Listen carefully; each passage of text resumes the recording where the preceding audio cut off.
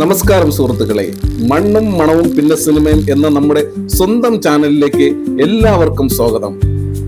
2026 തുടക്കം മലയാള സിനിമയെ സംബന്ധിച്ചിടത്തോളം അത്ര സുഖകരമായിരുന്നില്ല. വലിയ പ്രതീക്ഷയോടെ വന്ന പല ചിത്രങ്ങളും ബോക്സ് ഓഫീസിൽ വീണപ്പോൾ സിനിമാ പ്രേമികൾ ഒന്നടങ്കം നിരാശയിലായിരുന്നു. എന്നാൽ വിഷുക്കാലം എത്തിയതോടെ കഥ മാറി. 200 കോടി ക്ലബും അപ്രതീക്ഷിതമായ വിജയങ്ങളുമായി മലയാള സിനിമ വീണ്ടും ട്രാക്കിലായിരിക്കുകയാണ്. ഈ വർഷത്തെ ആദ്യ പാദത്തിലെ നഷ്ടക്കണക്കുകളും പുതിയ വിജയഗാഥകളും നമുക്കൊന്ന് പരിശോധിക്കാം. ജനുവരി മുതൽ മാർച്ച് വരെയുള്ള കണക്കുകൾ നോക്കിയാൽ പരാജയങ്ങളുടെ ഒരു നീണ്ട നിര തന്നെ കാണാം. ചത്ത പച്ച. മെഗാസ്റ്റാർ മമ്മൂട്ടിയുടെ അതിഥിവേഷം ഉണ്ടായിരുന്നിട്ടും അദ്വൈത് നായരുടെ ഈ ചിത്രം വെറും 33.48 കോടിയിൽ ഒതുങ്ങി. നിവിൻ പോളിയുടെ ബേബി ഗേൾ, ജിത്തു ജോസഫിന്റെ വലതുവശത്തെ കള്ളൻ, നാദിർ ഷായുടെ മാജിക് മഷ്റൂംസ് എന്നിവ ബോക്സ് ഓഫീസിൽ നിശബ്ദമായി.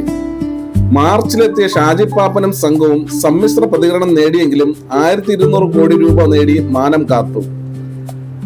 പക്ഷേ ഏപ്രിൽ മാസം പിറന്നതോടെ മലയാള സിനിമ ശരിക്കും കത്തിക്കയറി. സൂപ്പർ താരങ്ങൾ ഇല്ലാതെ വന്ന സിവിൽ SA ചിത്രം വാഴ 2 ചരിത്രം കുറിച്ചു. വെറും 17 ദിവസം കൊണ്ട് 200 കോടി ക്ലബിൽ കയറുന്ന 5ാമത്തെ മലയാള ചിത്രമാകാൻ ഈ സിനിമ ഒരുങ്ങുകയാണ്. മോഹിനിയാട്ടം.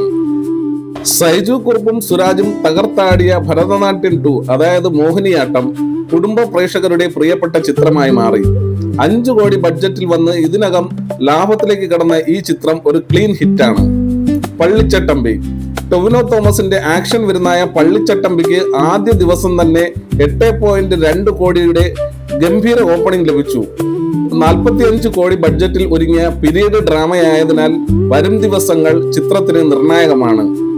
ഇവ കൂടാതെ കുഞ്ചാക്കോ ബോബന്റെ ഒരു ദുരൂഹ സാഹചര്യത്തിൽ സ്ത്രീപക്ഷ പ്രമേയമായ തല എന്നിവയും തിയേറ്ററുകളിൽ സജീവമാണ്. ഇതൊരു തുടക്കം മാത്രമാണ്. വരാനിരിക്കുന്ന മാസങ്ങൾ ഇതിലും വലുതാണ്. മമ്മൂട്ടിയും മോഹൻലാലും ഒന്നിക്കുന്ന പാട്രിയറ്റ്, ജിത്തു ജോസഫിന്റെ ചിത്രം ദൃശ്യം 3, ആന്റണി വർഗീസിന്റെ കാട്ടാളൻ എന്നിവ കൂടി എത്തുന്നതോടെ മലയാള സിനിമയുടെ സുവർണ കാലഘട്ടം തുടങ്ങും.